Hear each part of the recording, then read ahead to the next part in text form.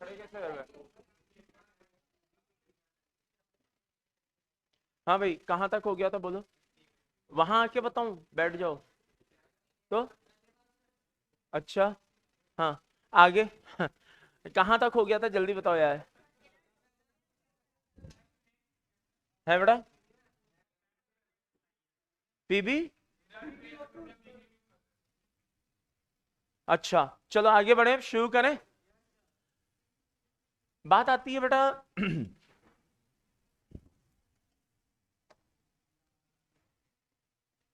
बात आती है अब स्टेबिलिटी की। अरे सुनो रे, किसकी बात आती है? स्टेबिलिटी की बात आती है। कोई भी एक फैमिली पकड़े लेते हैं, कार्बन फैमिली। कौन सी? कार्तिक, शिव, गणेश, संग, पार्वती। बात समझ में आई? हुआ अगर आई तो हाँ। तो by the end summary is this, ये +4 +2 +4 +4 +4 +4 होता है। और अगर मैं स्टेबिलिटी की बात करूं तो कैसा होता है? लेकिन बाद में ये ऐसा हो जाता है। हाँ या ना? अगर इसके पीछे कोई पूछे कि भाई इसके पीछे रीजन क्या है, तो बता देना ड्यू टू। समझ में आ रहा है? नहीं आ रहा है? यहां तक कोई समस्या? कर लोगे भाई? चलो बहुत बढ़िया।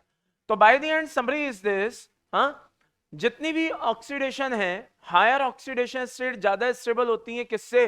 लोअर। लेकिन ये स्टेबिलिटी हम कहते हैं नीचे जाते जाते कम हो रही है, नीचे जाते जाते ये स्टेबिलिटी।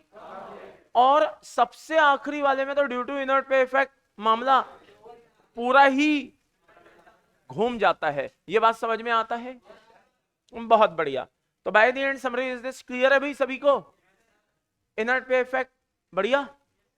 अब आगे बढ़े, चलिए।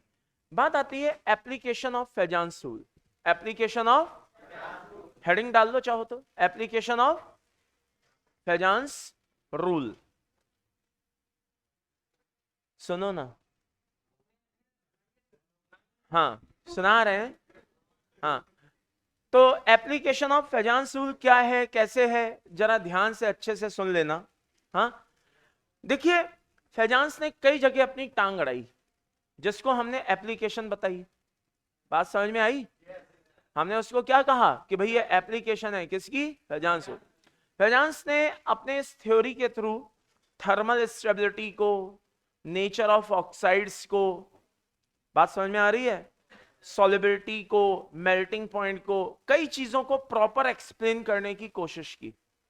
फॉर एग्जाम्पल, जैसे सबसे पहले मैं बात करूं किसकी बेटा? थर्मल स्टेबिलिटी की। ये बात समझ में आई? कोई भी जो कंपाउंड होते हैं, पहला हेडिंग क्या है अपना? कोई भी जो कंपाउंड होते हैं वो या तो ऑन हीटिंग ब्रेक होते हैं या ऑन हीटिंग ब्रेक नहीं होते हैं।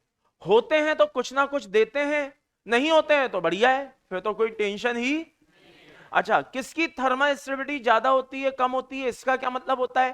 भाई सेम टेम्परेचर दिया, कोई टूट टाट के बराबर हो गया, कोई टूट टाट के बराबर बना हुआ है अपनी पोजीशन में, हाँ या ना? इसको थर्मल स्टेबिलिटी बोला जाता है। यह बात समझ में आई? ए और बी कंपाउंड है, आपने सेम टेम्परेचर दिया, ए टूटा, बी, तो ए थर्मली कम स्टेबल है, बी थर्मली। कुल मिला के जो भी कंपाउंड होते हैं उनको हमने दो पार्ट में कैटेगराइज कर लिया। कितने पार्ट में? दो पार्ट में कैटेगराइज कर लिया। क्या मतलब?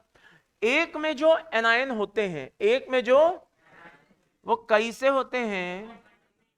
Mono atomic. और दूसरे में कैसे होते हैं लाला? Poly atomic. समझ में आ रहा है? मोनो एटॉमिक जो होते हैं बेटा, उनकी थर्मल स्टेबिलिटी उनकी U पे डिपेंड करती है। लैटिस एनर्जी U बढ़ेगा, थर्मल स्टेबिलिटी नहीं आया समझ में, U बढ़ेगा, और यहां पे आयनिक कैरेक्टर पे डिपेंड करता है। आयनिक कैरेक्टर बढ़ेगा, ये बात समझ में आई? तो हमें क्या चेक करना है? U। क्या चेक करना है? U क्या होता है? Lattice energy. और याद करो ये मैं पढ़ा चुका हूं, लैटिस एनर्जी पूरा बता चुका हूं। तो एक बात ध्यान रखिए, जो ऑर्डर मैंने 3 केस बताए थे लैटिस एनर्जी के, Q1 Q2 सेम हो, R डिफरेंट हो, अरे हाँ या ना? तो विदाउट एनी एक्सेप्शन, विदाउट, जो ऑर्डर लैटिस एनर्जी का है वही ऑर्डर, तो फिर हमें पढ़ना क्या है? Poly atomic. क्या पढ़ना है? तो आइए शुरू करते हैं। क्या? Thermal stability of poly atomic anionic compound, या पॉली एटॉमिक कंपाउंड लिख देते हैं। क्या लिख देते हैं? Poly atomic compound. अब कोई डाउट नहीं रहेगा, क्लियर है भाई? यहां तक कोई समस्या? तो thermal stability of poly atomic, आइए शुरू करते हैं। नंबर 1, मान लीजिए Li2CO3 लाला कौन है? उसके बाद चलते चलो चलते चलो, क्या करते चलो? शाबाश, चलो चलो आगे बढ़ो, नहीं चलते चलो आगे बढ़ो, और क्या लिखो? CS2CO3। अरे हाँ या ना? तो by the end summary is this, जब मैं लिथियम से सीजियम पे जा रहा हूं, अच्छा सविता ध्यान दो, लिथियम से सीजियम पे जा रहे हैं डाउन द ग्रुप, हाँ या ना? लिथियम का साइज कैसा? ऐसा, हाँ या ना? और सीजियम का साइज कैसा? हाँ या ना? तो by the end summary is this, अगर मैं लिथियम से सीजियम जा रहा हूं तो क्या साइज बढ़ रहा है? कैटायन का साइज 5 कम हो रहा है। कोवेलेंट कैरेक्टर, आयनिक कैरेक्टर, और आयनिक कैरेक्टर जब जब बढ़ेगा ऑर्डर विल बी लाइक, समझ में आया? Same for all, same for, clear है भैया? फॉर एग्जाम्पल मान लो ये Li(X) है और ये खान है CSX, ओके? यो जरा ध्यान से सुन लो, तो यहां पे जो X है, यहां पे जो कोई भी हो सकता है कंपाउंड में, तो खुश क्यों हो रहा है? हाँ, कौन हो सकता है? जैसे कार्बोनेट हो सकता है, हाँ या ना?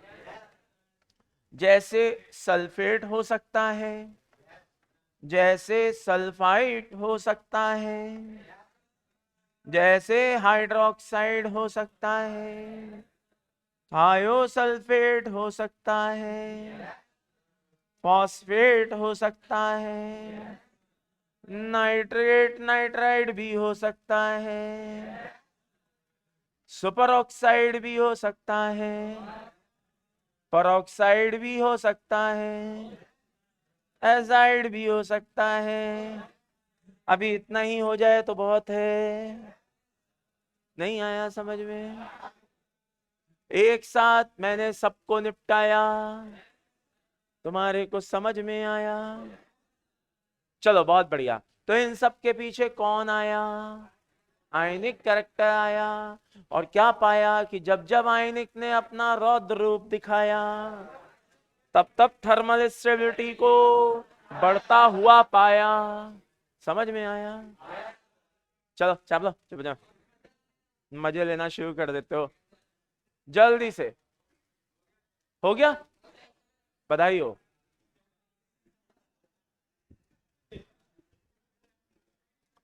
तुम लोग हमेशा मुझे गलत क्यों समझते हो भाई? एक ने कहा भाई हो गया, मैंने कहा अच्छा ठीक है, बात खत्म। पर अच्छा, मेरी गलती है ये, और तुम जो उस पे हंसते हो वो तुम्हारी नहीं है, हैं? ये सही है भाई, सारा रायता मेरे पे ही ढोला करो। जल्दी छापो रे। हाँ बेटा, ना ना रखें, रख दे वहीं पे। राइट, जल्दी से छाप लो भाई। This is azide. तुमको इतना सा नहीं दिखती, वहां पे हम एजाइड लिखते। वल्ला वल्ला, चश्मा लगाती तुम बिना गिलास का, केवल फ्रेम पहन के आती तुम, उसके अंदर तुमको गिलास लगाना मांगती, जिसमें कुछ नंबर डलाती, -1 -2 या +1 +2। ओके, तब तुमको वहां पे एंट्री माइनर दिखती, हमने कितना अच्छे से लिखती, और तुम पूरे कंसेप्ट का कचरा कर देती। जल्दी से छापो। अरे छप गया। चलिए अब, अरे सब इधर सुनो ध्यान से, या पॉलीएटॉमिक क्लियर हो गया सभी को?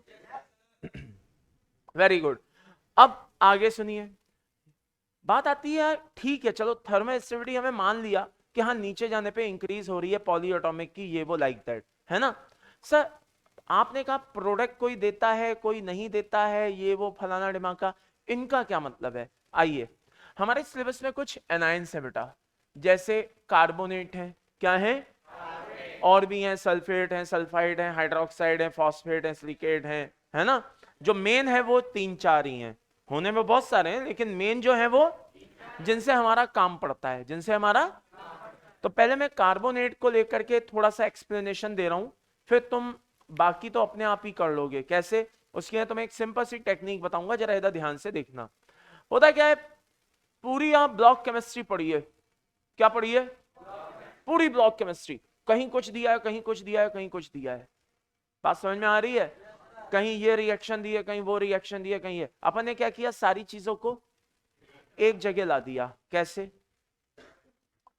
ये सबसे पहले ध्यान से देखना, Li2CO3, Na2CO3, K2, Rb2 और CS2।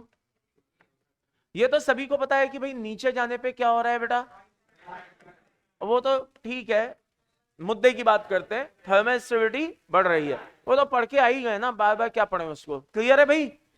ये सबको पता है कि नीचे जाने पे थर्मोस्टेबिलिटी बढ़ रही है, क्लियर है भाई?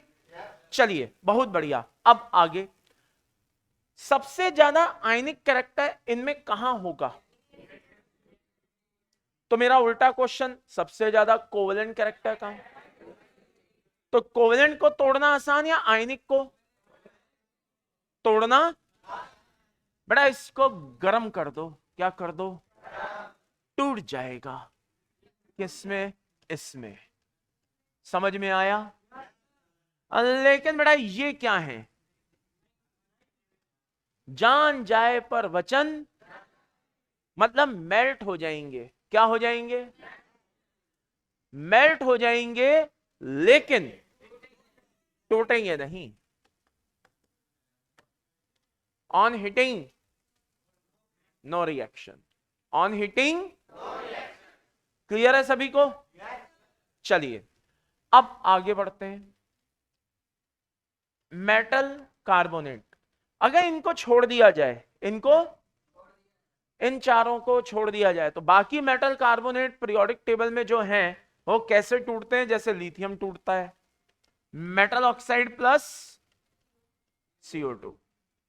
लेकिन कुछ मेटल जरा हटके होते हैं, जैसे Ag, Au, Pt, Hg, normal metals जो होते हैं, हाँ या ना? इनकी एफिनिटी ऑक्सीजन को लेकर के बहुत ही कम होती है, इनकी एफिनिटी ऑक्सीजन को लेकर के बहुत ही, मान लो हमारे पास Ag2CO3 है, हमने इसको तोड़ा, कैसे? ऐसे, हाँ या ना? फाइनली ये क्या करेगा बेटा, Ag2O, O को लेकर के इसकी एफिनिटी कैसी है, बहुत कम।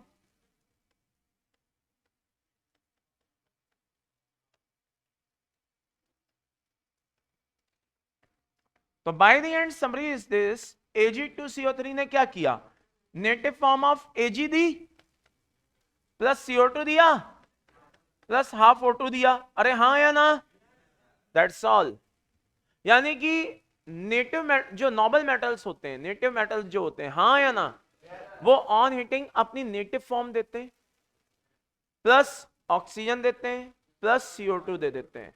ये अच्छे से समझ में आया नहीं आया? इन्हीं में मैंने एक और को भी जगह दी, किसको,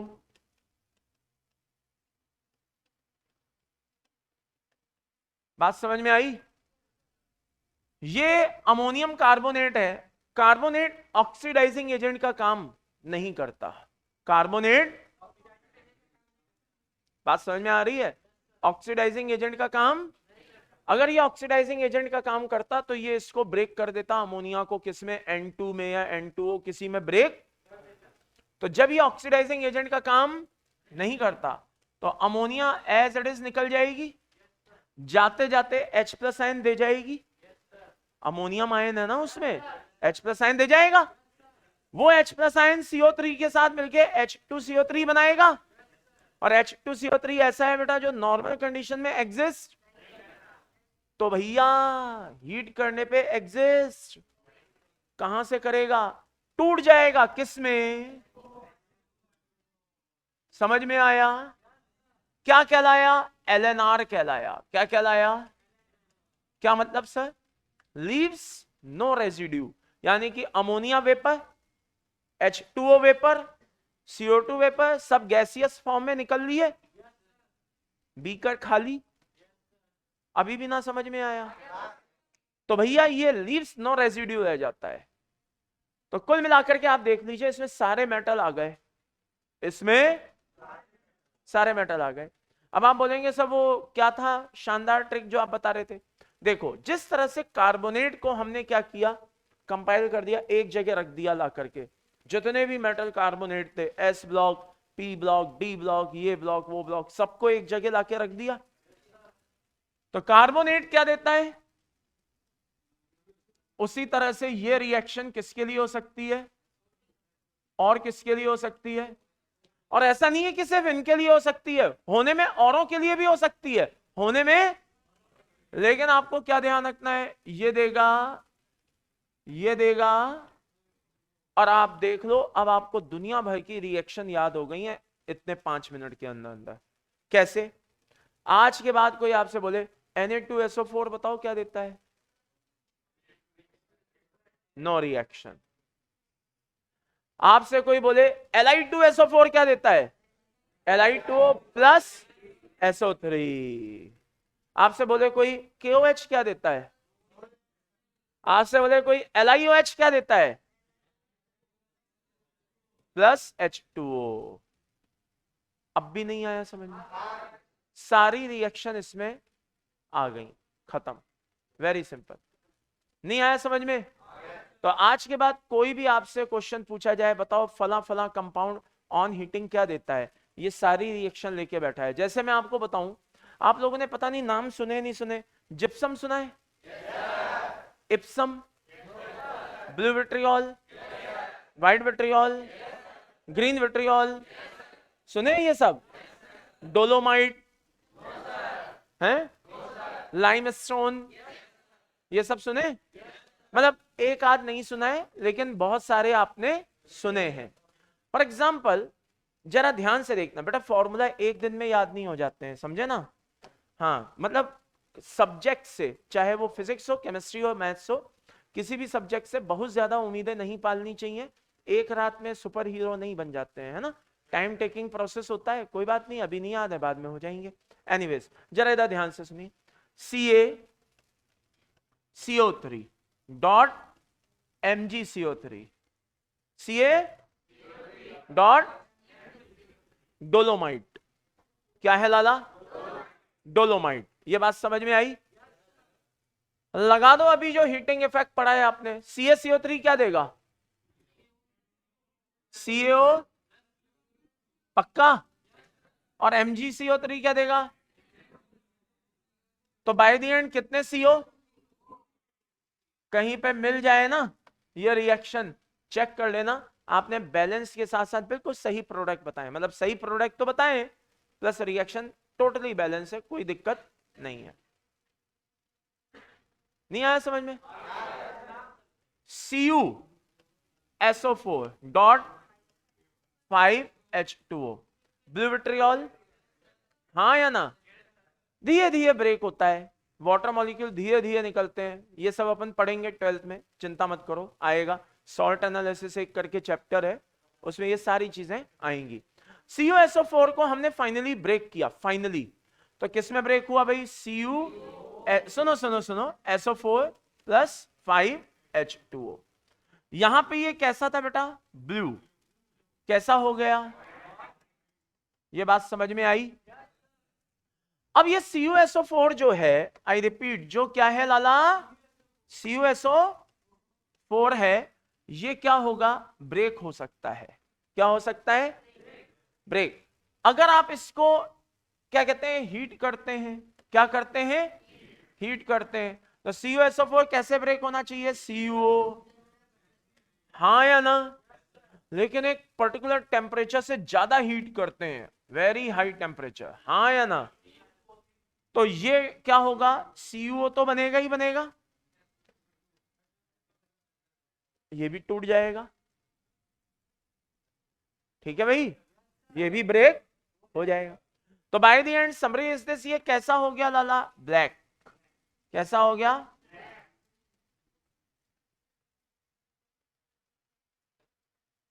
अभी भी ना समझ में आया? मैं चाहूं तो यहां टेम्परेचर मेंशन कर सकता था, मगर वो टेम्परेचर सबके लिए अलग अलग होता है, एक के लिए मेंशन करने का कोई फायदा नहीं है। किसी के लिए 800 होता है, किसी के लिए वो 700 होता है, सबके लिए अलग अलग होता है। तो मैंने एक बात बोली, नॉर्मल हीट करोगे तो ये होगा, हाई हीट करोगे तो ये होगा। ये बात अच्छे से समझ में आई? अब आप देखिए, जिस बच्चे को वो प्रोसेस पता है वो आराम से बताने में लगा है, कहीं से कहीं तक कोई दिक्कत नहीं आ रही। अभी भी नहीं आया समझ में?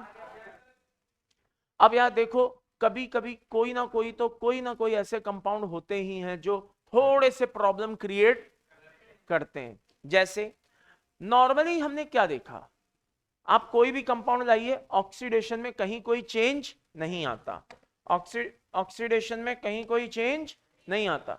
ये स्टार बनाए दे रहा हूं यहां पे, ठीक है, बहुत इंपॉर्टेंट है, ध्यान रखना। जैसे ऐसी जगहों से ही क्वेश्चन पूछे जाते हैं। FeSO4 नाम सुना ही होगा,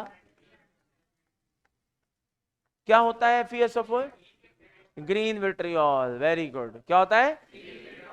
अभी राइट नाउ ऑक्सीडेशन क्या है? प्रोडक्ट बनता है Fe2O3। क्या बनता है? और साथ में बनता है, और ये बात समझ में आई?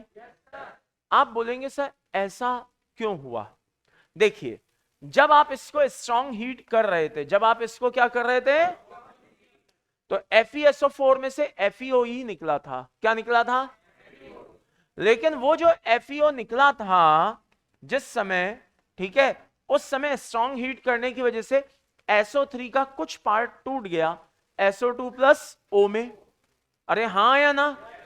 और इस O ने इसको ऑक्सीडाइज करके +2 को किस में बदल दिया? +3 में। नहीं आया समझ में? तो अल्टीमेटली FeO Fe2O3 में बदल गया ऑक्सीडाइज होकर। अच्छा एक बात बताओ, ये कितना है? ये कितना है? तो लॉस ऑफ या गेन ऑफ? अच्छा, लॉस ऑफ इलेक्ट्रॉन। क्या है ये? ऑक्सीडेशन है या नहीं है? तो वही तो कह रहा हूं कि ये ऑक्सीडाइज हो गया। क्या हो गया? तो कुछ पार्ट तो SO2 में बदल गया, रेस्ट पार्ट SO3 में ही रहा, और साथ के साथ जो SO3 SO2 प्लस O में बदला था, उस O ने जाके FeO को क्या कर दिया, और उसको किस में बदल दिया? Fe2O3 में। अभी भी ना समझ में आया? That's all. एक्चुअल में क्या होता है, आयरन की जो +3 ऑक्सीडेशन स्टेट होती है, आयरन की जो, वो ज्यादा स्टेबल होती है। वो किससे? +2 से। अब भी नहीं आया समझ? इस तरह से हमें, मतलब ऐसा नहीं है कि ये लॉजिक नहीं है, लॉजिक मैंने आपको पूरा ये रिएक्शन को पूरी तरह से एक्सप्लेन करके आपके सामने रख दिया, कैसे क्या और क्यों हुआ। ये समझ में आया? हर कोई स्टेबिलिटी चाहता है, नहीं चाहता है? Fe+2 किस में जाना चाहेगा? बात खत्म। और उसके लिए कुछ पार्ट SO3 को SO2+O में, और वो कब पॉसिबल है? सारे लॉजिक सामने हैं, जोड़ करके बस उनको एक जगह रखना है। क्लियर है? चलिए आगे बढ़ते हैं। यहां तक कोई समस्या? अब होता क्या है, क्या कॉपी? अब होता क्या है बेटा, नाइट्रेट की बात आती है। किसकी बात आती है? NO3-। काश इसको भी उसी में पढ़ा सकते, लेकिन इसके रिएक्ट करने का जो नेचर होता है ना, वो थोड़ा सा अलग होता है। कैसे? आइए, Li NO3 Na NO3 K NO3 Rb NO3 CS NO3, हाँ या ना? नीचे जाने पे थर्मल स्टेबिलिटी क्या हो रही है? बढ़ रही है। उसमें कहीं से कहीं तक कोई समस्या? मैंने कहा ना, टूटने का तरीका अलग होता है, टूटने का। फॉर एग्जाम्पल, अगर आप इसको तोड़िए तो ये चुपचाप Li2O plus NO2 plus O में चेंज होगा। समझ में आ रहा है? बट परंतु लेकिन ये थोड़ा नखरे दिखा करके ब्रेक होंगे। कैसे ब्रेक होंगे? पहले ये बोलेंगे हम पहले इसमें जाएंगे, फिर ये बोलेंगे अब हमें और तोड़ा जाए। समझ में आया?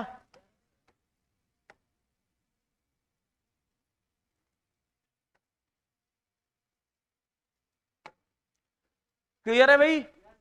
This is the general method preparation of nitrogen. जब आप पी ब्लॉक पढ़ोगे तो आपको मेरी याद आएगी, बोलोगे हां सर ने बताया था कि नाइट्रोजन यहां पे एज ए प्रोडक्ट का फॉर्मेशन होता है। तो नाइट्रोजन प्रोडक्ट फॉर्मेशन में ये यूज, नाइट्रोजन एज ए मतलब यहां पे प्रोडक्ट बनता है, तो नाइट्रोजन फॉर्मेशन में इसका यूज होता है। तो मेटल नाइट्रेट ये जो चार होते हैं, ये पहले मेटल नाइट्राइट में बदलते हैं, फिर मेटल नाइट्राइट फाइनली किस में बदलता है? मेटल ऑक्साइड, और N2 देके अलग हो जाता है, ऑक्सीजन देके अलग हो जाता है। ये बात समझ में आई? तो सब बाकी जो दुनिया भर के मेटल नाइट्रेट हैं उनका क्या होता है? बाकी जो मेटल नाइट्रेट हैं उनका क्या होता है? वही होता है जो लिथियम जो होता है ना, हाँ बीच में भगवान को काहे को ले आए, वही होता है जो लिथियम का होता है, हाँ या ना? कैसे? मेटल प्लस, समझ में आ रहा है? आगे बढ़ते हैं। अब ले आओ Ag Hg, मान लो Hg है, कौन है? वेरी सिंपल, क्या बनेगा? समझ में आ रहा है? एंड फाइनली HgO किस में ब्रेक होगा? समझ में आ रहा है? आखिरी क्या बचा? आखिरी लास्ट अमोनियम, अमोनियम के सॉल्ट, अमोनियम नाइट्रेट, अमोनियम। समझ में आ रहा है भैया? जरा ध्यान से सुनो, NO3- एक ऑक्सीडाइजिंग एजेंट है, NO3- एक, उधर पीछे समझ में आ रहा है बेटा? NO3- क्या है? एक, यहां तक कोई समस्या? ऑक्सीडाइज करेगा? अरे हाँ या ना? करेगा। किसको? अमोनिया को। किसको? कितने हाइड्रोजन दिखाई दे रहे हैं? 4 हाइड्रोजन, मतलब 2 वाटर, 4 हाइड्रोजन मतलब, नहीं आया समझ में? 4 हाइड्रोजन मतलब, तो 2H2O निकाल दो और जो बचे वो बता दो।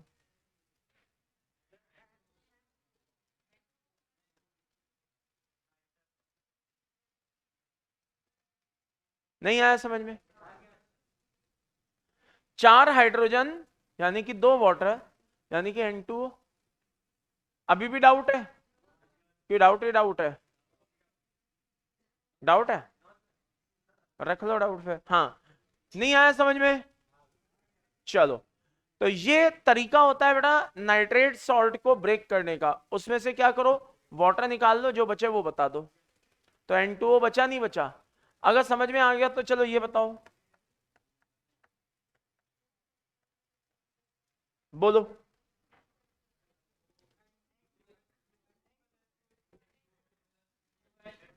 2H2O प्लस,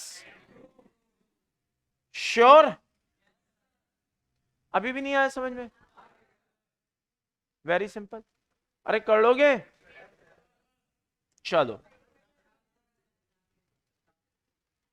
हाँ बेटा।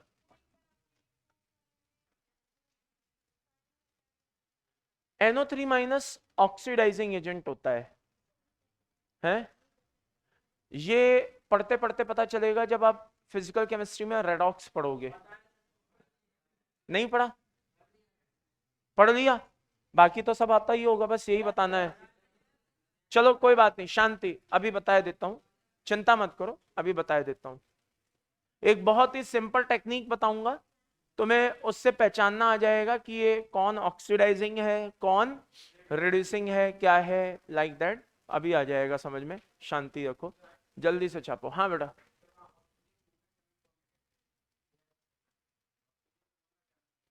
यहां लिख दो, क्या फर्क पड़ता है? नहीं, ऐसा कुछ भी नहीं है।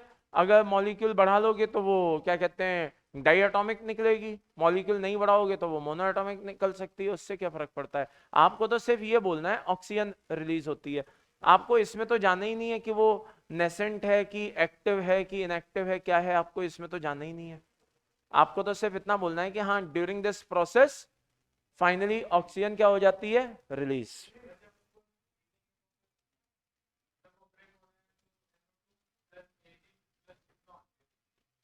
बैलेंस कर लो ना यार, कितने NO2 हो रहे हैं? हाँ जी, अरे शांति रखो यार, शांति रखो, शांति रखो। हाँ, HgNO3 होल ट्वाइस है, कितने NO2 निकाल दूं? हैं? 2, हाँ या ना? कितने हैं? 6, कितने गए, कितने बचे? हो तो रहे बैलेंस। क्लियर है भाई? अब चाहो तो ये लो, अगर अच्छा नहीं लग रहा है तो ये लो, खुश? अब तो सही है, चलो, है बेटा? पहले ही क्यों? तो अच्छा, इस वाली रिएक्शन को, जे बात, अब सही पकड़े हो बेटा, नहीं सही कह रहा है। अगर यहाँ पे दो, वो यूं कह रहा है सर, अगर इसके 2 मॉलिक्यूल ले लें तो वेरी सिंपल, वहां पे क्या लिख देना, O2। तो वो तो मैंने शुरू में ही बोला था। खैर, अब तो छप गया होगा, अब तो आगे बढ़ू। चलिए, अब अगला पॉइंट जरा ध्यान से सुनना। तो दुनिया भर के कोई भी मेटल नाइट्रेट ले आओ, अब आपको पता है क्या होना है, हाँ या ना? लेकिन एक होता है हमारा Mn NO3 whole twice, Mn। ये जो होता है बेटा, ये ऐसे ब्रेक होता है, MnO plus NO2 plus O। समझ में आ रहा है? आप बोलोगे सही तो है सर, क्या प्रॉब्लम है इसमें? तो भैया जो Mn+2 होता है वो थोड़ा सा कैसा होता है, अनस्टेबल। अब वो अपनी हायर ऑक्सीडेशन स्टेट में जाना चाहता है स्टेबिलिटी के लिए। डी ब्लॉक में क्या होता है, आप लोगों ने पीरियोडिक टेबल तो पढ़ी है ना? तो ऑक्सीडेशन रेडॉक्स भी पढ़ा है। तो अगर आपको याद हो तो पी ब्लॉक में डाउन द ग्रुप स्टेबिलिटी में क्या आती है, कमी, हायर ऑक्सीडेशन में। डी ब्लॉक में उल्टा होता है, डी ब्लॉक में नीचे जाने पे स्टेबिलिटी बढ़ती है, ठीक है ना। हाँ, वहां पे उल्टा होता है, हायर ऑक्सीडेशन स्टेट की स्टेबिलिटी क्या होती है, बढ़ती है। तो MnO जो है वो +2 में अपने को बेइज्जत फील कर रहा है, बोले नहीं हमारी थोड़ी सी ऑक्सीडेशन स्टेट बढ़ाई जाए, तो वो जो O है ना उससे अपने आप को क्या करेगा, बॉन्ड करेगा, कैसे, ऐसे MnO, और किस में बदल जाएगा,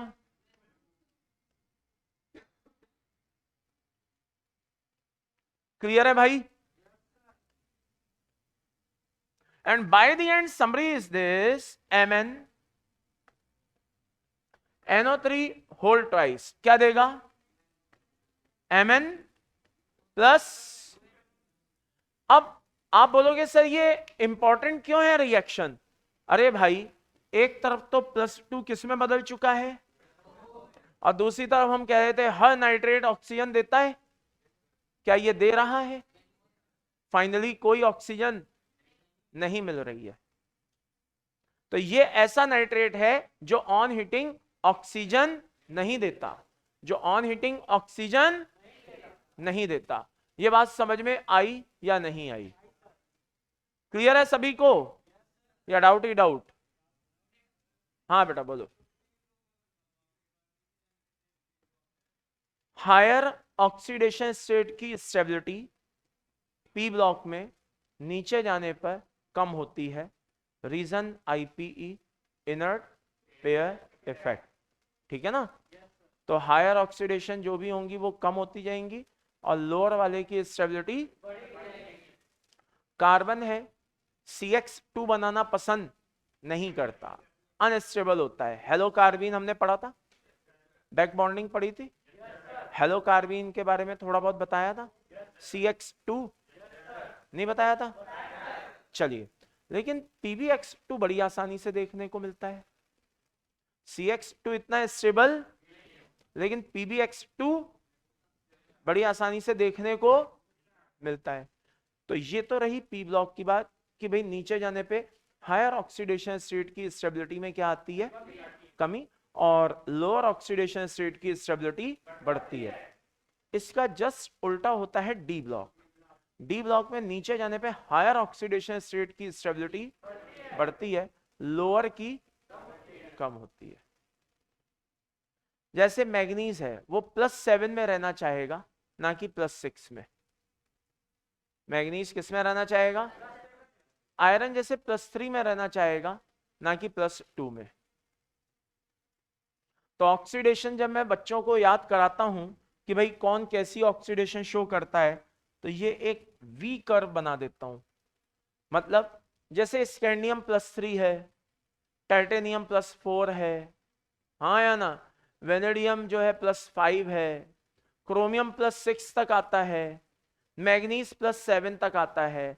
अब वापस से कम करना शुरू करो, कोबाल्ट +5 पे रह जाता है, yes or no, cobalt sorry cobalt जो है, हाँ कोबाल्ट जो है वो करीब करीब +5 तक रह जाता है, आयरन जो है +6 तक जाता है। ऐसे अलग अलग तरह की ऑक्सीडेशन को वो शो करते हैं। मैग्नीज जो है क्या है, मैग्नीज, दोबारा बोलता हूं, मैग्नीज जो है वो +7 तक जाता है, हाँ, फिर उसके बाद वापस से क्या होने लगता है, कम होने लगता है। कोबाल्ट +6 तक जाता है, +5 उसमें नहीं मिलता, +6 तक जाता है। देन उसके बाद आयरन वही भी +6 के आसपास ही आ जाता है। देन उसके आगे निकल और कम, +4 तक रह जाता है। देन ऐसे मतलब कम होते चले जाते हैं। तो ये वी शेप से क्या कहते हैं, कुछ एक आइडिया दिमाग में रहता है कि भाई कौन कितनी ऑक्सीडेशन स्टेट को शो करता है। नहीं बताया गया। डी ब्लॉक अपन पढ़ेंगे, ब्लॉक केमिस्ट्री पढ़ेंगे, उसमें सारी चीजें बता दूंगा, ठीक है ना, कैसे ऑक्सीडेशन देखते हैं, क्या करते हैं। खैर ये चीज तो क्लियर हो गई। अब जो आपने वो पूछा था उसके बारे में बता देता हूं, नहीं तो फालतू में भूल भाल जाएंगे। जैसे कुछ बच्चों ने पूछा कि भाई हमें कैसे पता चलेगा सर कौन ऑक्सीडाइजिंग है, कौन रिड्यूसिंग है, ये वो फलाना ढिमाका। देखो भाई, उस अब वही वाली बात है, ऑक्सीडेशन पता होनी चाहिए। ऑक्सीडेशन अगर पता है तो काम चल सकता है। फॉर एग्जाम्पल सल्फर को लीजिए, -2 से +6 तक शो करता है, अब इमेजिन करिए कि आपके सामने 3 ऑक्सीडेशन है, सल्फर -2, एक है आपके सामने +4 और एक है आपके सामने +6, करेक्ट। अब इन्हीं तीनों को कंपेयर कर डालते हैं तो ज्यादा अच्छे से समझ में आए, बेस्ट मेथड, तो बीच वाले से शुरू करते हैं। कहां से भाई? ये अभी क्या है, कहां जा सकता है? +6 में जा सकता है, आने में कहां तक आ सकता है? चलिए, +4 से +6 जाना, loss of gain of, oxidation या रिडक्शन? ऑक्सी, और जो ऑक्सीडेशन शो करता है वो +4 से -2 गेन ऑफ इलेक्ट्रॉन, यानी कि, और जो रिडक्शन शो करता है वो। तो मुझे जवाब मिल गया कि SO3 2- दोनों काम कर सकता है। मैं क्यों रटूं अगर मुझे ऑक्सीडेशन पता है तो। थोड़ी हेल्प मिली, आगे बढ़ जाऊं? बहुत बढ़िया। सल्फर क्या आगे जा सकता है? पहले से ही इतना चढ़ा हुआ है और कितना चढ़ेगा, हाँ या ना? लेकिन गिर सकता है, -2, यस और नो? तो by the end summary is this is क्या होगा? ऑक्सीडाइजिंग, दैट्स व्हाई हम इसको ऑक्सीडाइजिंग एजेंट मान लेते हैं, हाँ या ना? H2SO4 जो सल्फ्यूरिक एसिड है एक बेस्ट ऑक्सीडाइजिंग एजेंट होता है, हाँ या ना? चलिए, सल्फाइड को लीजिए, +6 में तो जा सकता है, लेकिन ये पहले से ही बहुत गिरा हुआ है, और कितना गिरेगा? -2 से तो नीचे, -3, -4, ऐसे तो नहीं जा सकता। तो by the end summary is this oxidation, हाँ या ना? अगर समझ में आ गया तो अब मेरा एक क्वेश्चन, NO3- है, +5 है, मैक्सिमम है, मैक्सिमम वाला कहां तक जा सकता है? आगे कहां जाएगा? कहीं नहीं जाए, नीचे तो आ सकता है, तो नीचे आ सकता है तो, और जो रिडक्शन शो करेगा वो, तो मैंने यही बोला था कि NO3- ऑक्सीडाइजिंग एजेंट होता है, बस बात खत्म। अब भी नहीं आया समझ? तो ये थोड़ा सा रेडॉक्स और इन सब चीजों का मिक्सचर है, ठीक है। रेडॉक्स पढ़ा हुआ है तो ये पता होना चाहिए फिर, क्लियर है सभी को? मतलब ये पहचानने का एक सिंपल तरीका है, जब भी मैं बताता हूं तो मैं इसको ऐसे ही एक्सप्लेन कर देता हूं, वैसे तो और भी बहुत सी चीजें बतानी पड़ती हैं, लेकिन एक रफ आइडिया देने के लिए कि बच्चा कभी अटके नहीं, तो मैं उस समय जब पढ़ा रहा होता हूं तो मैं इसको इसी तरह से एक्सप्लेन कर देता हूं, तो उससे क्या है, काफी एक हेल्प मिल जाती है इंस्टेंटली पहचानने में, ठीक है ना? क्योंकि सॉल्ट एनालिसिस में ऐसे कंपाउंड आपको देखते ही पहचानने होंगे, तो वहां पे इधर उधर की थ्योरी लगाने के बजाय हमें सीधे बस इन्हीं चीजों के ऊपर फोकस करना होगा। चलिए अब आगे बढ़ जाऊं। मैग्नीज हो गया हमारा, सॉरी नाइट्रेट हो गया हमारा, हाँ।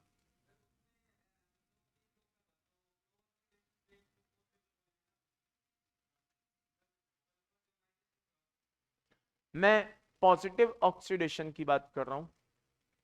पॉजिटिव में क्या है, आई रिपीट, पॉजिटिव में क्या है? तो पॉजिटिव में क्या है बेटा? लोअर ऑक्सीडेशन ज्यादा स्टेबल है as compare to hire.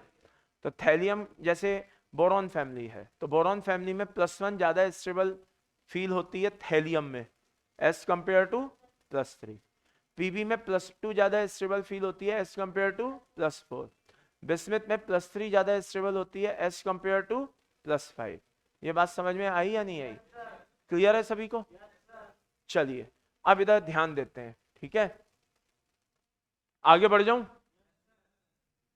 Now next point क्या आ रहा है हमारा, एक नाइट्रेट का छोटा सा पार्ट बच गया है, अब वो क्या है? बेरिलियम। क्या है? बीई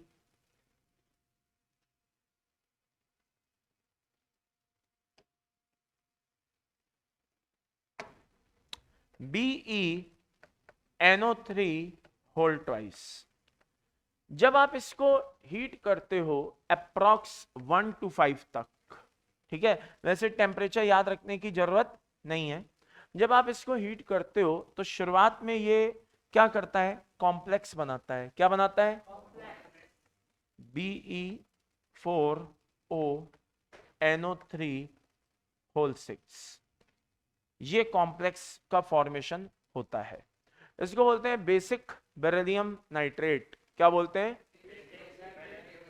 ये बात समझ में आ गई? एनीवेज, आगे जब आप इसको बहुत ही स्ट्रांग हीट करते हो हाई टेम्परेचर पे, तब जाके ये वैसे ही ब्रेक होता है जैसा कि आप चाहते हो। That's all.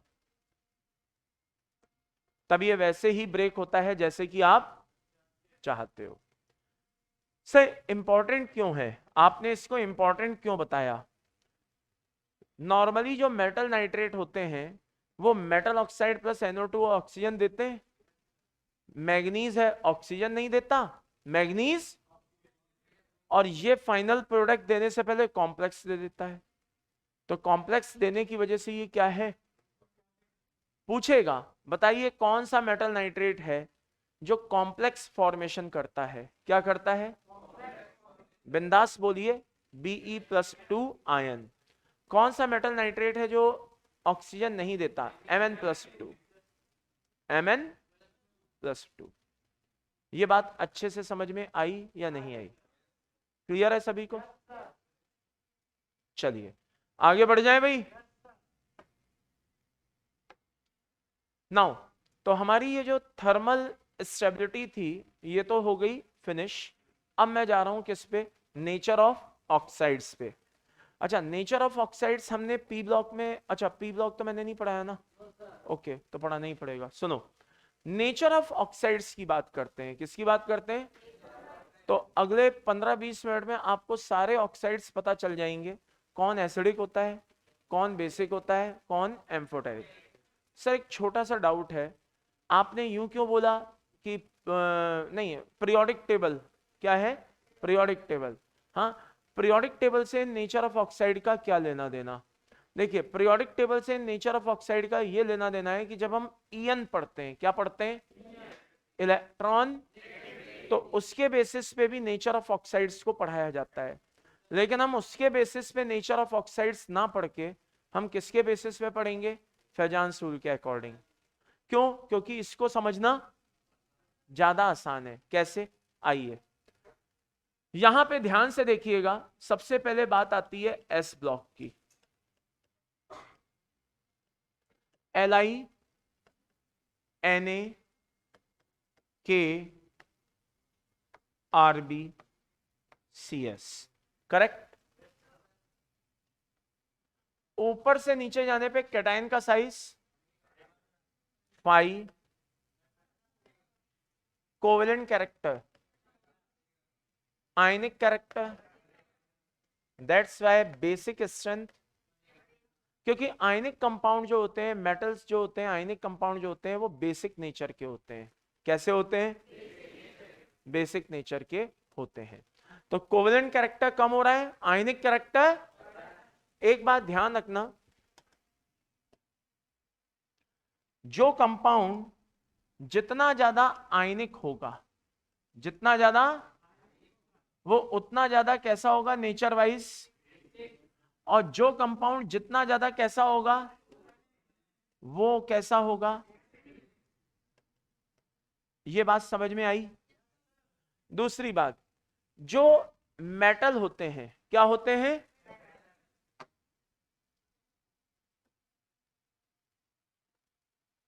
जो मेटल होते हैं क्या होते हैं?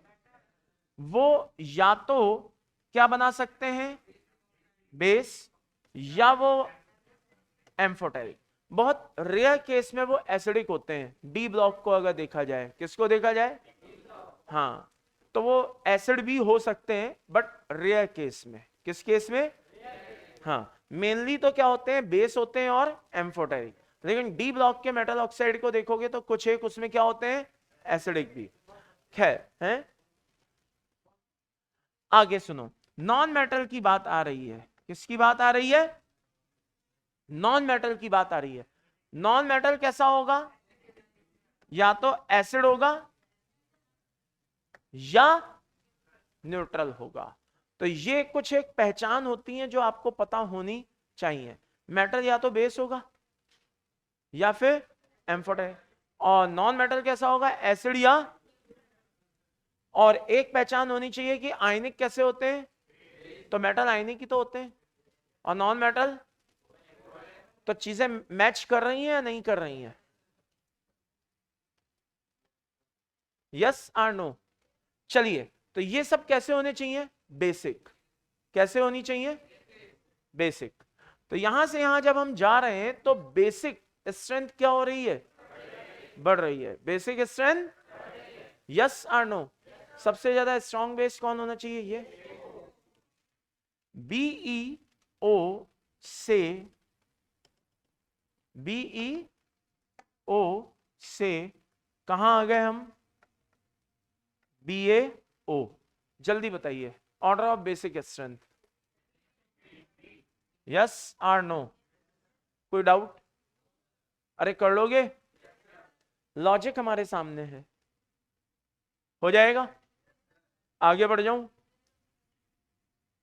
क्या पीरियोडिक टेबल जब हम पढ़ रहे होते हैं तो हम पढ़ते हैं कि फर्स्ट ए ग्रुप के जो मेटल होते हैं, फर्स्ट, उनको हम क्या बोलते हैं, एल्कली मेटल्स। सेकेंड ए ग्रुप के हम बोलते हैं एल्कलाइन अर्थ मेटल। क्या सेकेंड ए ग्रुप के जितने भी मेटल हैं क्या सबको एल्कलाइन अर्थ मेटल बोलते हैं,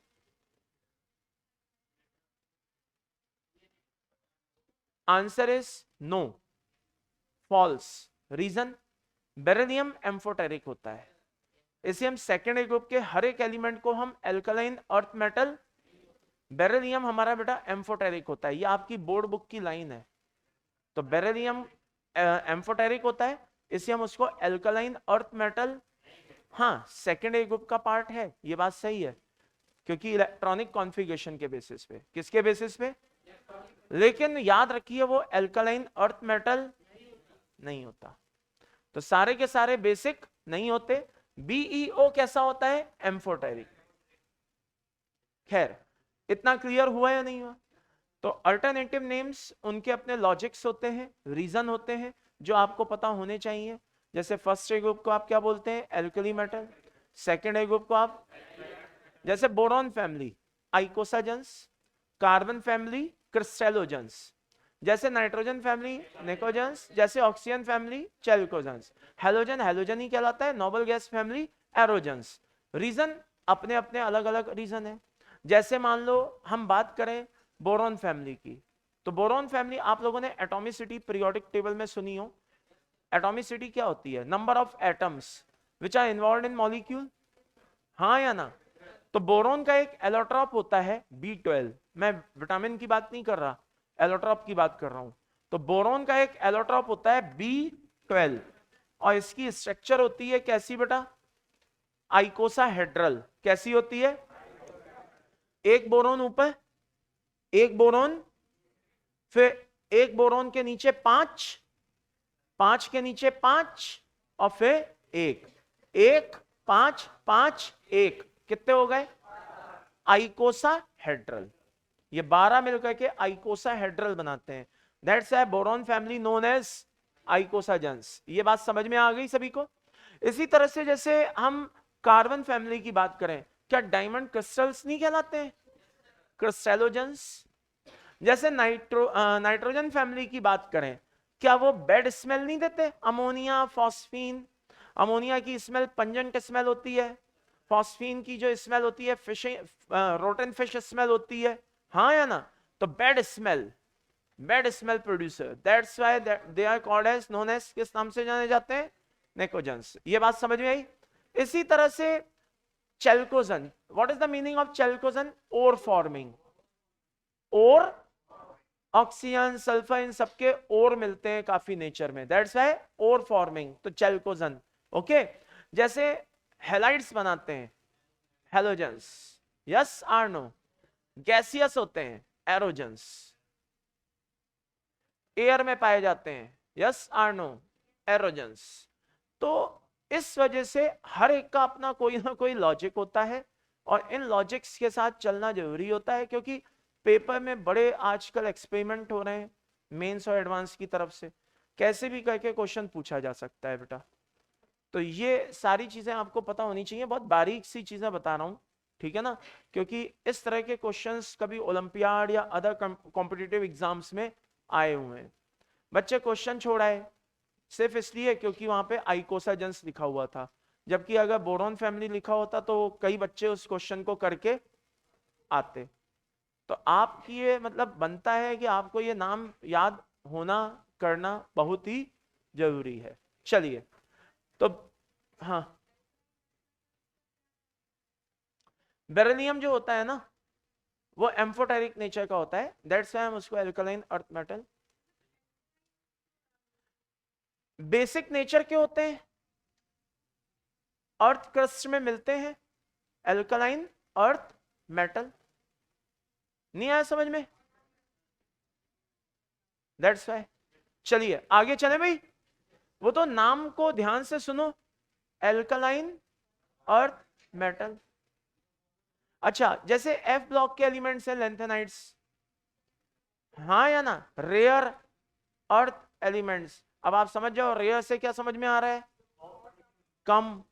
कहां? जैसे ट्रांस यूरेनियम, समझ में आया? लेंथेनॉइड्स 57 के, लेंथेनम के actinoids, noble metals Ag, Au, Hg, Pt, हाँ या ना, क्वाइन मेटल। बात समझ में आ रही है? Cu, Ag, Au और volatile metal zinc, cadmium and mercury. D block but not transition, zinc, cadmium और मरकरी। ये डी ब्लॉक एलिमेंट है लेकिन ट्रांजिशन एलिमेंट, क्योंकि इनका जो कॉन्फ़िगरेशन है डी ऑर्बिटल वाला, वो उनकी ग्राउंड एक्साइटेड और वो ग्राउंड स्टेट और एक्साइटेड स्टेट दोनों में ही भरा हुआ है। नहीं आया समझ में? हाँ, कॉइनेज नहीं होता है, coin, coin elements, coins element, ठीक है ना? ये समझ में आ गया भाई? First manmade element technetium, copper तो नेचुरल है, टीसी। समझ में आया? क्लियर है सभी को? टेक्नीशियम, टीसी, याद आया? अच्छा, जैसे maximum oxidation state in F block दो तरह से पूछा जाता है, stable and unstable. Maximum oxidation in F block +7 but unstable, Np and Pu। Stable +6 uranium, मतलब स्टेबल में मैक्सिमम +6 है, और वैसे अगर देखा जाए तो +7 भी है बट वो अनस्टेबल है। तो पेपर करते समय ये ध्यान रखें, स्टेबल पूछा है या अगर बोला है मैक्सिमम बट अनस्टेबल, हाँ या ना, तो +7, मैक्सिमम बट स्टेबल +6। क्लियर है? First 3 elements thorium, protactinium, uranium are natural, rest are manmade. जैसे क्या है ये एक्टिनॉइड्स। तो इस तरह की मतलब चीजें आती हैं। बेस्ट कंडक्टर सिल्वर, ठीक है ना, और बहुत से होते हैं पॉइजनस, Pu, ठीक है ना। हाँ, first manmade element in F block Am, ठीक है ना। ऐसी चीजें मतलब पूछी जाती हैं, छोटी छोटी चीजें। पी ब्लॉक के नोट्स आप देखेंगे उसमें तो मिल जाएंगे नेट पे, वो उस पे ऐप पे पढ़े हैं, मेरे भी पढ़े हैं, तो उसमें देख लेना, उसमें ये सारी चीजें मैंने लिखवाई हुई हैं, ईच एंड एवरीथिंग, ठीक है ना। सॉरी यार, अरे वो पीरियोडिक और पी एक जैसा होता है ना, वो थोड़ा दिमाग से निकल जाता है, मुंह से इस तरह से निकल जाता है। पीरियोडिक टेबल में मिल जाएगा आपको, किसमें लिखवाया हुआ है मैंने, पीरियोडिक टेबल में, ठीक है ना।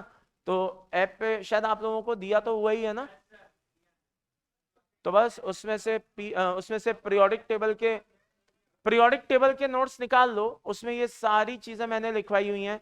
किसकी कितनी ऑक्सीडेशन होती है, क्या होती है, कैसे होता है। हाँ बालक, उधर कोई कुछ पूछ रहा था। हाँ बेटा।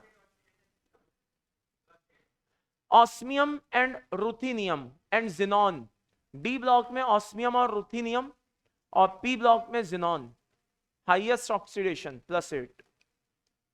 ठीक है, तो ये भी मैंने लिखवाया हुआ है, अलग अलग लिखवाया है कि पी ब्लॉक में किसका होता है, डी ब्लॉक और एफ ब्लॉक में किसका होता है, सबका लिखवाया हुआ है मैंने, ईच एंड एवरी। मतलब आपको उसमें पीरियोडिक टेबल में जितने भी ऐसे छोटे छोटे जितने भी पॉइंट्स है ना, आपको सारे पॉइंट्स मिल जाएंगे। मतलब एक बार आप पढ़ लो तो आपको लगेगा कि हाँ यार अब पीरियोडिक टेबल में कुछ बचा नहीं है ऐसा कुछ भी देखने लायक। चलो अच्छा, हम थोड़ा सा, आई डोंट नो इसके बारे, हाँ है तो अर्जुना में ही तो पढ़ाते हैं, देख लेना, आपस में शेयर कर लेना। इसमें इसमें ये शायद तुमने तो रेडियस वाला लेक्चर निकाला है, इसमें पहला लेक्चर निकालो, फर्स्ट लेक्चर। अब वो यार जिसमें भी, हाँ 2.0 में पहला लेक्चर खोलो, और उसमें फिर तुम जो भी स्लाइड देखोगे तुम कहोगे कि अरे हाँ यार ये सब कुछ है तो इसमें लिखा तो है। चलो अब आ जाए, थोड़ा हम भटक गए, अब मुद्दे की बात पे आ जाए, थोड़ा हम डाइवर्ट हो गए। आ जाओ सब इधर आ जाओ भाई, ध्यान से देखो, ये समझ में आया अच्छे से। तो एस ब्लॉक के ऑक्साइड्स तो डिसाइड हो गए साहब की बेसिक होते हैं, क्या होते हैं, बेसिक होते हैं। आगे बढ़ू, चलिए अब नेक्स्ट जरा ध्यान से देखना, बात आती है बेटा पी ब्लॉक, किसकी, इसको समझने के लिए थोड़ा सा हमें एस ब्लॉक से चलना पड़ेगा। कहां से चलना पड़ेगा, sodium, magnesium, aluminium, silicon, phosphorus, sulphur और क्लोरीन, करेक्ट। चलिए Na2O, MgO, Air2, Si, P2, SO3, Cl2। चलिए सोडियम की बात करें, कितना,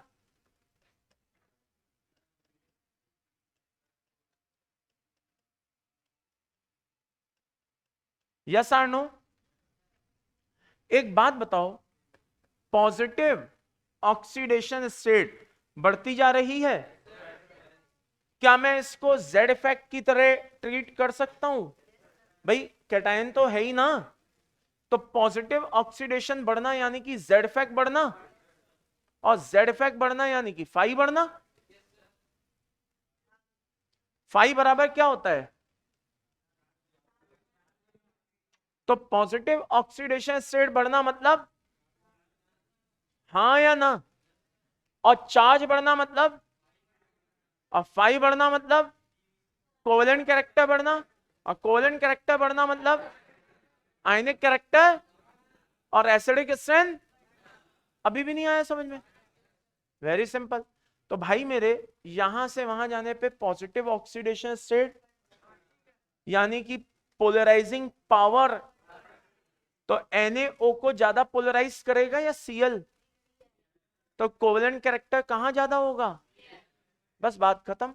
तो पॉजिटिव ऑक्सीडेशन बढ़ेगी, फाई बढ़ेगा, यस और नो, एसिडिक, एग्री, कैसा, स्ट्रॉन्ग बेस, कैसा, कैसा, M4, कैसा, कैसा, कैसा, कैसा, नहीं आया समझ में। अब अगर आपको ऑक्सीडेशन आती है, आप मुझे कंपाउंड दे दो, मैं अभी आपको बता देता हूं, कैसे भी क्वेश्चन आ जाए। फॉर एग्जांपल SO3 SO2 में कौन, जहां ऑक्सीडेशन, N2O5, N2O4, N2O3 कौन, Cl2O7, Cl2O6, Cl2O5। नहीं आया समझ में, आप कोई भी कंपाउंड लाइए ना, HNO3 HNO2,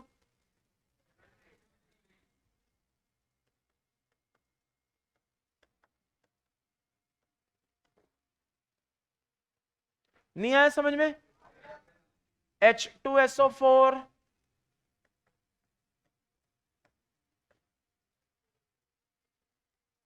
अभी भी नहीं आया समझ में? क्लियर है सभी को? HClO3 HClO sorry HClO4 HClO3 HClO2 HClO decrease. कितने भी कंपाउंड ले आइए आप, कितने भी कंपाउंड जो आपकी मर्जी पड़े, कर पाओगे? हो जाएगा? चलो आगे बढ़ जाए, खत्म, बाय। जरा ध्यान से सुनो।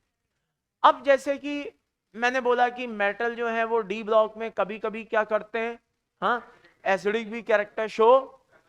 और किसी विचलित प्राणी ने बोला अभी बताओ, क्यों बताएं भाई, जब आएगा तो बताएंगे, हाँ या ना? तो अब जरा आओ, उसको भी समझने की बारी आ गई। ये डी ब्लॉक है, क्या है बेटा? बड़ा सीधा सा प्रिंसिपल है, और ये रटने वाला नहीं है, सिंपल सा समझने वाली बात है। क्या भाई? तीन तरह की ऑक्सीडेशन हो सकती हैं, मैक्सिमम या फिर एवरेज और या फिर, एक बात बताओ, मैग्नीज की मैक्सिमम क्या हो सकती है?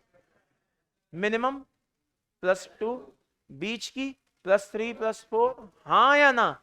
यही तो होंगी ना। चलो, जितनी ज्यादा ऑक्सीडेशन स्टेट होगी, जितनी, यानी कि positive charge, phi, covalent character, acidic nature, तो डी ब्लॉक में मैक्सिमम ऑक्सीडेशन वाले एसिडिक होंगे। कैसे होंगे? बीच वाले ही होंगे। और कुछ कुछ आइडिया मिला? पक्का? अरे ना समझ में आया?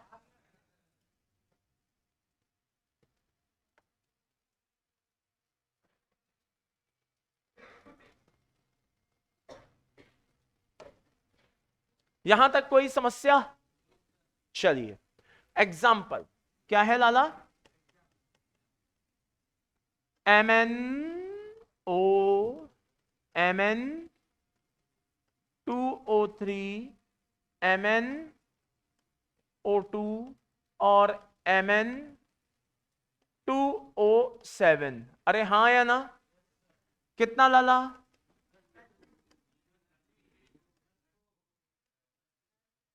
पक्का? कैसा? कैसा? कैसा? CRO, Cr2O3 और CrO3, कैसा? हाँ, कैसा? कैसा? हाँ या ना?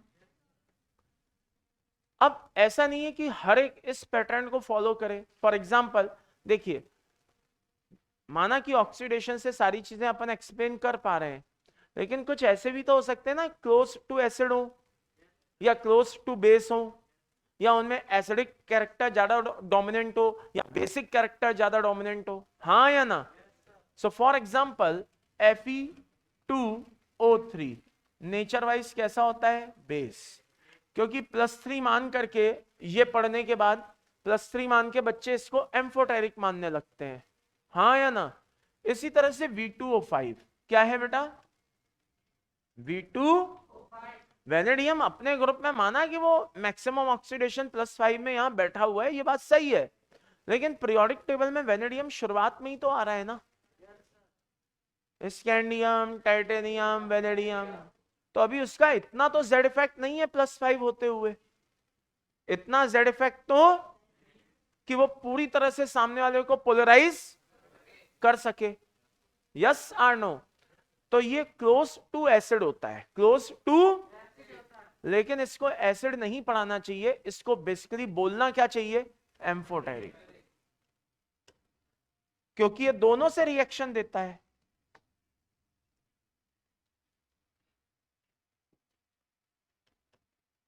ये बात समझ में आई?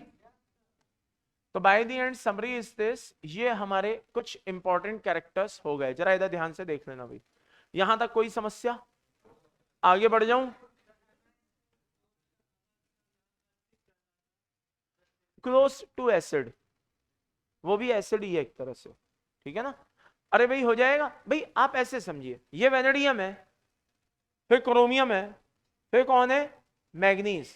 क्रोमियम अपनी +6 में, क्रोमियम अपनी, ये फील करने वाली चीजें होती हैं, जिनको कंसेप्ट का एक बार फील आ जाता है ना भाई, तो उनको चीजें अपने आप क्या कहते हैं, विजुलाइज होती हुई दिखाई देती हैं। आप लॉजिक लगाइए, बच्चे ने क्या पूछा, मान लीजिए सर मैग्नीज +6 हो, क्या बोलूं। आप सोचिए, मैग्नीज के ठीक पहले क्रोमियम है, क्रोमियम +6 है या नहीं है, वो कौन है। अब जब मैं क्रोमियम से मैग्नीज जाऊंगा, तो by the end summary is this, size और कम ही हो रहा है, पोलराइजिंग पावर, तो एसिडिक नेचर बढ़ेगा या बेसिक, या एम्फोटेरिक या बेसिक, क्या होगा, एसिडिक। तो जब Cr+6, Cr क्या हो चुका है, तो भाई फिर Mn+6 भी एसिडिक ही होना। अगर वो एम्फोटेरिक होता है तो मैं मान सकता हूं कि भाई ये क्या है, इनऑर्गेनिक है, और यहां सब कुछ पॉसिबल है, तब मैं ये मान सकता हूं। लेकिन वो एम्फोटेरिक, वो कैसा है बेटा, एसिडिक ही है। क्लियर है यहां तक, मतलब इस तरह की चीजें होती हैं, सिंपल से लॉजिक होते हैं भाई, हो जाएगा। डी ब्लॉक में बाकायदा रिएक्शन आती है MnO3 की, और उसकी बेस के साथ रिएक्शन करा करके Na2MnO4 बनाया जाता है, तो वहां पे एसिड बेस रिएक्शन हो रही है, क्या हो रही है, खैर चलिए। और ये 12th में अपन को सब पढ़ने को मिलेगा डी ब्लॉक में, किसमें, डी ब्लॉक। एनीवेज यहां तक कोई दिक्कत, नेचर ऑफ ऑक्साइड्स क्लियर हो गए। चलिए आगे बढ़ते हैं, जरा ध्यान से देखना भाई, बहुत ही इंपॉर्टेंट है। क्या बात आती है, हाइड्रेशन एनर्जी सब देख चुके हैं, एक्वस, आयनिक मोबिलिटी, अरे पढ़ाया था ना शुरुआत में, वो कौन सा था अपना, बॉन्ड है, हाँ या ना। तो आयनिक मोबिलिटी भी बता दिया था, जिसकी एक्वस रेडियस कैसी होती है, बड़ी, हाँ या ना, आयनिक मोबिलिटी उसकी। तो अब हम सीधे किस पे जंप करते हैं, सॉल्युबिलिटी पे। किस पे, देखो सॉल्युबिलिटी को ऑन पेपर अगर एक्सप्लेन करना चाहूं, तो ये नहीं कह रहा कि पॉसिबल नहीं है, मैंने ऐसा नहीं बोला, लेकिन थोड़ा सा मुश्किल है। तो हम उसका एक सिंपल मेथड निकालते हैं, और वो QSP नहीं है, वो है ट्रिक। क्या है वो, ट्रिक है साहब वो। QSP का मतलब होता है क्वेश्चन सॉल्विंग पॉइंट, मतलब कंसेप्ट छुपा हुआ है। बात समझ में आ रही है, हाँ। अपनी ये सिंपल सी क्या है बेटा, ट्रिक है। ट्रिक कहीं अप्लाई होती है, कहीं अप्लाई नहीं हो सकती है, ठीक है ना। तो ट्रिक जो है वो 100 में से 99 पे अप्लाई हो रही है। क्या है, जरा ध्यान से देखना। नंबर 1, किसी भी कंपाउंड में कैटायन भी होते हैं और एनायन भी होते हैं, तो नंबर ऑफ कैटायन ज्यादा होने चाहिए किससे, नंबर ऑफ एनायन से। कैटायंस में कैपेबिलिटी ज्यादा होती है अक्सर, ठीक है, हाई हाइड्रेशन एनर्जी की, यस और नो। कैटायंस में एनायंस के कंपैरिजन में, क्यों, क्योंकि बहुत सारे जो कैटायंस होते हैं उनके साइज, ये मैं सबके लिए नहीं कह रहा, लेकिन हाँ ऐसा यूजुअली देखा जाता है। तो कैटायंस जितने ज्यादा होंगे एनायंस के कंपैरिजन में, हाइड्रेशन एनर्जी, और हाइड्रेशन एनर्जी जितनी, नो डाउट पानी में सॉल्युबल। तो अगर ये नंबर ऑफ कैटायन एनायन से ज्यादा हैं, तो ध्यान रखना डाउन द ग्रुप, कैसा, डाउन दी ग्रुप, जो सॉल्युबिलिटी है, जो वो इंक्रीज होती है, वो इंक्रीज होती है। डाउन द ग्रुप सॉल्युबिलिटी क्या होती है, इंक्रीज। दूसरी जो हमारी ट्रिक है, पहले ही लिख दिया भैया, ये क्या है, हाँ पहले ही बता रहा हूं, ये क्या है भैया, ट्रिक। हाँ ट्रिक दूसरी क्या कहती है, नहीं बहुत से फिर आ जाते हैं, सर आपने तो QSP बोला था सर, सर ये यहाँ अप्लाई क्यों नहीं हो रहा। अरे भाई ट्रिक है, नहीं होगी, होगी, कुछ भी पॉसिबल है। एनीवेज ध्यान से सुनना। दूसरा क्या है, एनाइन कोई इनमें से एक होना चाहिए, OH-, F-, C2O4 2-, या फिर S2-। बात समझ में आ गई, इनमें से कोई एक होना चाहिए। और एक और कौन सा, O2-। इनमें से कोई एक होना चाहिए इन पांचों में से। तो भी नीचे जाने पे डाउन द ग्रुप सॉल्युबिलिटी क्या होगी, इंक्रीज। लेकिन बाकी जितने भी क्या हैं, rest case,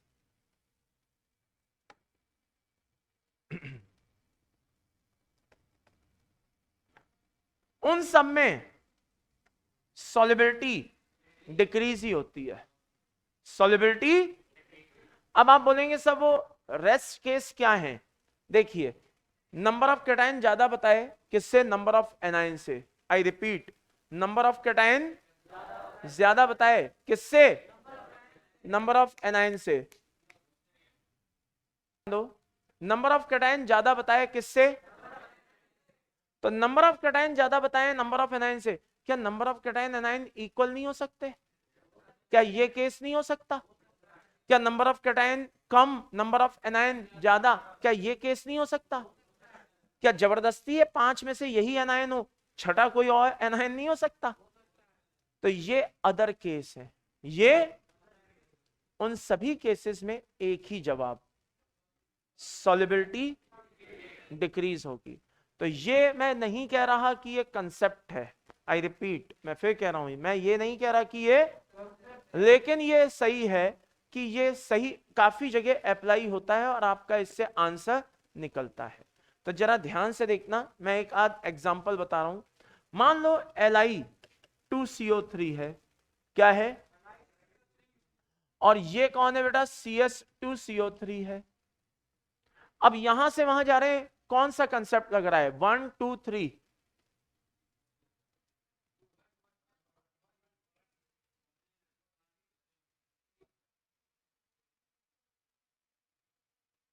1 2 3 1, number of cation ज्यादा है ना, हाँ या ना? तो नंबर ऑफ कैटायन ज्यादा है, अरे एनायन कोई भी हो, नंबर ऑफ कैटायन ज्यादा है नहीं है, तो 1 लग रहा है ना, बस आंसर। अभी भी नहीं आया समझ में? जस्ट इमेजिन अभी ये होता, ना तो 1 अप्लाई हो रहा है ना 2 अप्लाई हो रहा है, फाइनल आंसर। अभी भी नहीं आया समझ में? BeOH whole twice, BaOH whole twice. Number of anion ज्यादा है किससे, कैटायन से। अब आप बताओ क्या पहला कंसेप्ट लग रहा है, दूसरा, जल्दी बोलो, लग रहा है। अरे भाई दूसरा कंसेप्ट तो लग रहा है ना, दोनों में से कोई भी कंसेप्ट लग जाए, डाउन द ग्रुप। माना कि यहां पे नंबर ऑफ कैटायन क्या है, किससे, एनायन से, लेकिन OH तो है, OH है तो आंसर यही होगा।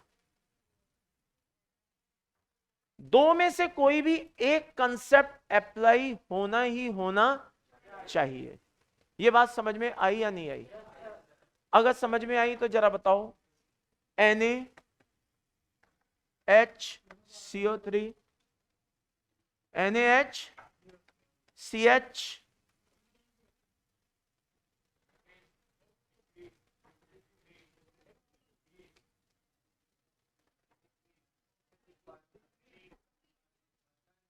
बोलो।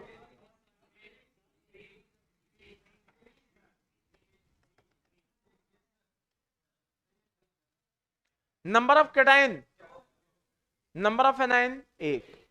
कुछ बच्चे बोलेंगे नहीं सर हमें तो पढ़ाया जाता है Na प्लस और HCO3 माइनस। हाँ बात तो सही है, गलत थोड़ी ना पढ़ाते हैं, सही पढ़ाते हैं। तो फिर से आपने तो नंबर ऑफ कैटायन ज्यादा मान लिया यहाँ पे। अरे भाई क्या ये एसिडिक सॉल्ट नहीं है, क्या ये H प्लस आयन नहीं देता? तो इस तरह से एक Na प्लस हो गया, एक H प्लस हो गया, तो क्या ये दो मतलब नहीं है, यहाँ पे दो कैटायन नहीं है, क्या एक एनायन नहीं है? तो नंबर ऑफ कैटायन ज्यादा हो गया नंबर ऑफ एनायन से। तो इस तरह की चीजें आती हैं। लिथियम मैंने नहीं लिया क्योंकि सॉल्यूशन में है, किसमें है, सॉल्यूशन में है। ये बात समझ में आई?